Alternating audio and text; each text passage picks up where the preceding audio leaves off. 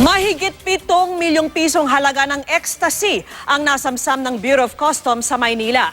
Ang libu-libong tableta ng party drugs isinilid sa mga padalang laruan. At nakatutok si JP Soriano.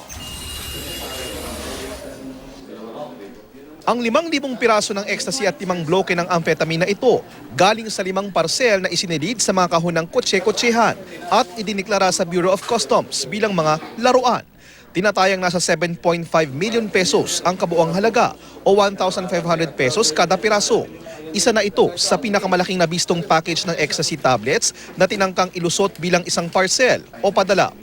Nadiskubre ang mga ito nang makatanggap ng intel report ang customs na may dumating na mga ecstasy mula sa Netherlands. Pinadaan daw ito sa postal office sa Loton sa Maynila.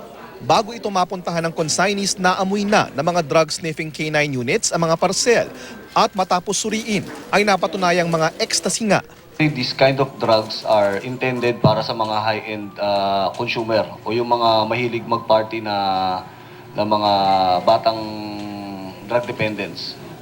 Ito intended talaga as party drugs. Hindi na nagpakita sa postal office sa mga consignees o sino mang kinatawan nila, pero may mga impormasyon na raw sa mga dapat pagpapadalhan ang iligal na droga.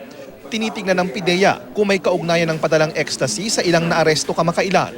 Hinala ng PIDEA ang mga amphetamine ay gagamitin bilang sangkap sa mas matapang at mas delikadong uri ng party drug. Itong amphetamine is ihahalo pa to make another form of ecstasy. Pwede siyang i-capsulate together with another substance, tapos yun ang i-distribute. So, it's very dangerous kind of drug kasi talagang halo-halong uri ng chemical ito. It's very harmful for the user to take these things of these kinds of substances.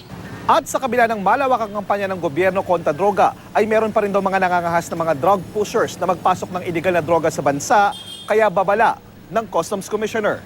Matakot kayo sa taong bayan. Soon, the Filipino people will take extra measures to help us stopping you. And when the non-law enforcement people will start doing our job to stop you, doon kayo matakot. Kasi they may not be able to recognize your rights.